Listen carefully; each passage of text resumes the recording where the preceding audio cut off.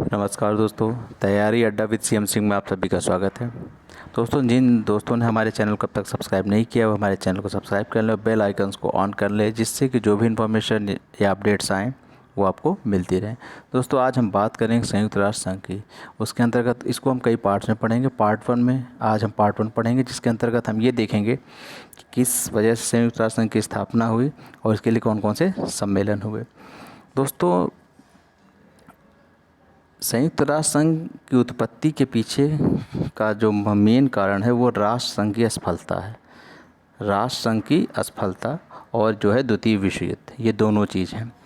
भाई, जब पहला विश्व युद्ध हुआ 1914 से 1918 के बीच, तो राष्ट्र विश्व को लगा कि कुछ ऐसा चीज़ बनना चाहिए जो इन सब चीज़ों को रोके, वरना हमारी पूरी मानवता ख़त्म हो जाएगी, हमारी जो आर्थिक तरक्की है वो ख़त्म हो जाएगी, तमाम जो भी पूरी विश्व की आगे बढ़ने की ग्रोथ रुक जाएगी, मानव जाति पर संकट आएगा। तो इसके लिए स्थापित हुआ राष्ट्र संघ। राष्ट्र संघ की जो स्थापना हुई 10 जनवरी 1920 को हुई। राष्ट्र संघ को कभी कभी युद्ध का बालक भी कहा जाता है, क्योंकि प्रथम विश्व युद्ध के उपरांत इसका जन्म हुआ। तो अब ये लगा कि हाँ, राष्ट्र संघ इन चीज़ों को रोकेगा। काफ़ी हद तक उसने रोका, लेकिन जब आया सन 1939, जब स्टार्ट हुआ सेकेंड वर्ल्ड वार, यहीं पर राष्ट्र संघ विफल हो गया और दूसरे विश्व युद्ध को रोकने में असफल हो गया। अब भाई दूसरा विश्व युद्ध चलने लगा तो काफ़ी नुकसान हुआ, काफ़ी जनता को हानि हुई और आर्थिक हानि हुई, देशों की तरक्की रुकने लगी। तो इसके लिए जो है क्या हुआ कि सभी विश्व के कुछ जो देश मिले और कहें कि कुछ ऐसा बनाया जाए जिससे कि आगे भविष्य में इन सब चीज़ों को रोक लगे और ये सब चीज़ें ना हो। तो यहाँ से संरचना शुरू होती है संयुक्त राष्ट्र संघ की।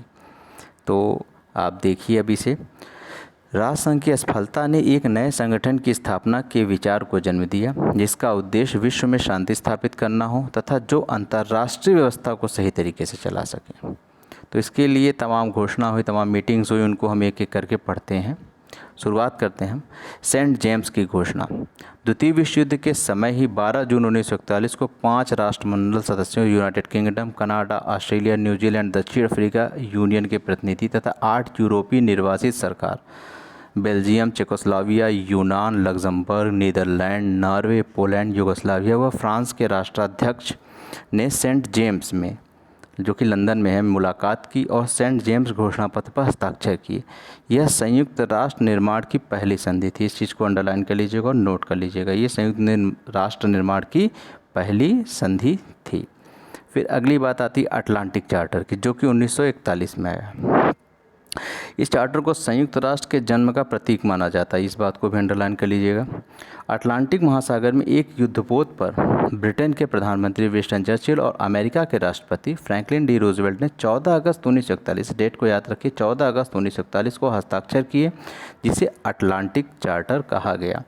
यहाँ एक ऐसे विश्व की बात की गई जहाँ पे सभी भयमुक्त वातावरण में रहें और आर्थिक रूप से आगे बढ़ें। इन्होंने कहा कि ये किसी अन्य देश की भूमि पर अधिकार नहीं करेंगे। इनकी जो घोषणा का मेन लाइन थी यही थी कि ये किसी अन्य देश की भूमि पर अधिकार नहीं करेंगे। तो इस डेट को बहुत याद रखिएगा, 14 अगस्त 1941, अटलांटिक चार्टर की। अब आती है संयुक्त राष्ट्र घोषणा, जो कि 1942 में हुई। यहाँ पर पहली बार अमेरिकी राष्ट्रपति रूजवेल्ट ने संयुक्त राष्ट्र शब्द का प्रयोग किया। संयुक्त राष्ट्र शब्द का प्रयोग पहली बार कहाँ हुआ? संयुक्त राष्ट्र घोषणा में 1942 में। और किसने किया? अमेरिकी राष्ट्रपति रूजवेल्ट ने। मोस्ट इम्पॉर्टेंट यह हुई है 1 जनवरी 1942 को वाशिंगटन में। अटलांटिक चार्टर का समर्थन करने वाले 26 देशों ने संयुक्त राष्ट्र घोषणा पर हस्ताक्षर किए। इंपॉर्टेंट है, अंडरलाइन कीजिएगा, 26 देशों ने 1 जनवरी 1942 को संयुक्त राष्ट्र घोषणा पर हस्ताक्षर किए। यही मूल संस्थापक देश भी कहे जाते हैं, इसमें भारत भी शामिल है। मास्को तेहरान सम्मेलन, ये दोनों अलग अलग हुए, 1943 में ही हुए हैं। 30 अक्टूबर 1943 को इंग्लैंड, चीन, सोवियत संघ, रूस तथा अमेरिका ने मास्को घोषणा पर हस्ताक्षर किए। यह घोषणा एक ऐसे संगठन के निर्माण की बात करती है कि जो विश्व में शांति की व्यवस्था को बनाए रखे। फिर नवंबर-दिसंबर में 1943 में तेहरान में रूजवेल्ट, चर्चिल और स्टालिन ने मुलाकात की और संयुक्त राष्ट्र की स्थापना के बारे में चर्चा की। जो अगला सम्मेलन आता है वो है डम्बर्टन ओक्स याल्टा सम्मेलन, 1944 और 45 में हुआ, अलग अलग हुआ ये दोनों। डम्बर्टन ओक्स सम्मेलन 21 अगस्त 1944 से 7 अक्टूबर 1944, अंडरलाइन कर लीजिएगा, वाशिंगटन के डम्बर्टन ओक्स में हुआ। इसमें चीन, रूस, अमेरिका और ब्रिटेन के प्रतिनिधियों ने भाग लिया।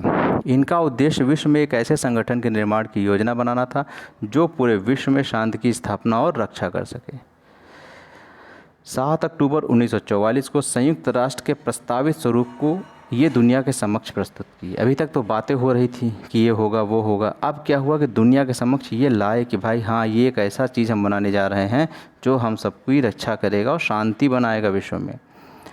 इन्हीं प्रस्तावों पर विचार विमर्श करने के लिए फरवरी 1945 में याल्टा सम्मेलन हुआ। यहाँ सोवियत संघ, रूस, अमेरिका और ब्रिटेन के राष्ट्र प्रमुख आपस में शामिल हुए। अब आता इम्पोर्टेंट सम्मेलन सैन फ्रांसिस्को सम्मेलन, जो कि 1945 में हुआ। सैन फ्रांसिस्को सम्मेलन 25 अप्रैल 1945 से 25 जून 1945, इस डेट को अंडरलाइन कर लीजिएगा, मोस्ट इंपॉर्टेंट डेट है, कि मध्य लॉर्ड हैलिफैक्स, कौन, लॉर्ड हैलिफैक्स की अध्यक्षता में आयोजित हुआ था। इसमें 51 राष्ट्रों के 850 प्रतिनिधियों ने भाग लिया था। याद रखिए इसमें कितने देशों ने भाग लिया था, 51। यह सम्मेलन सभी सम्मेलनों की समाप्ति वाला सम्मेलन था। भैया अब तक जितने हुए उसका ये एंड था कि अब संयुक्त राष्ट्र हमें मिलने वाला है, क्योंकि 26 जून 1945 को संयुक्त राष्ट्र चार्टर पर 50 देशों, जिनको मूल सदस्य कहा जाता है तो 51, लेकिन अभी जो 26 जून 1945 को जो संयुक्त राष्ट्र चार्टर पर हस्ताक्षर किए उन्होंने वो थे 50 देश ने हस्ताक्षर किया। इसमें जो संयुक्त राष्ट्र का चार्टर है उसमें कुल कितने अध्याय हैं, 19। पोलैंड जो वो भी मूल सदस्य है, ने बाद में संयुक्त राष्ट्र चार्टर पर हस्ताक्षर 15 अक्टूबर 1945 को किया था। इसी सम्मेलन में संयुक्त राष्ट्र संघ का चार्टर तैयार किया गया था। कुछ महत्वपूर्ण बिंदु हैं। संयुक्त राष्ट्र का चार्टर 24 अक्टूबर 1945 को लागू हुआ। 24 अक्टूबर 1945 को ही संयुक्त राष्ट्र का चार्टर लागू हुआ, इसको अंडरलाइन कर लीजिएगा। 24 अक्टूबर प्रतिवर्ष संयुक्त राष्ट्र दिवस के रूप में मनाया जाता है। अब कुछ महत्वपूर्ण बिंदु है। भारत 30 अक्टूबर 1945 को संयुक्त राष्ट्र संघ का सदस्य बना, जबकि भारत जो है इसको अंडरलाइन कर लीजिएगा 30 अक्टूबर 1945, और भारत जो है संयुक्त राष्ट्र के मूल संस्थापक देशों में से एक है। वर्तमान में संयुक्त राष्ट्र संघ के कुल 193 सदस्य हैं। दक्षिणी सूडान संघ का यानी संयुक्त राष्ट्र संघ का 193वां सदस्य है। यह 14 जुलाई 2011 को शामिल हुआ। इससे पहले मोंटेनीग्रो जो कि 28 जून 2006 को शामिल हुआ था। संयुक्त राष्ट्र संघ के चार्टर में कुल 111 अनुच्छेद हैं। संयुक्त राष्ट्र संघ का मुख्यालय न्यूयॉर्क में है, जो कि संयुक्त राज्य अमेरिका में है। संयुक्त राष्ट्र की आधिकारिक भाषाएं 5 हैं, अंग्रेजी, अरबी, चाइनीज़ यानी चीनी, फ्रांसीसी यानी फ्रेंच, स्पेनिश भाषा। संयुक्त राष्ट्र संघ के ध्वज को 7 दिसंबर 1946 को अपनाया गया है। अब तक कुल 11 बार संयुक्त राष्ट्र संघ, उसकी विशिष्ट एजेंसियों, उसके कार्यक्रमों तथा कर्मचारियों के ने प्रतिष्ठित जो है हमारा नोबेल शांति पुरस्कार प्राप्त किया। ये अब तक की बातें, आगे और भी प्राप्त करते हैं उसको आप अपने हिसाब से अपडेट कर लीजिएगा।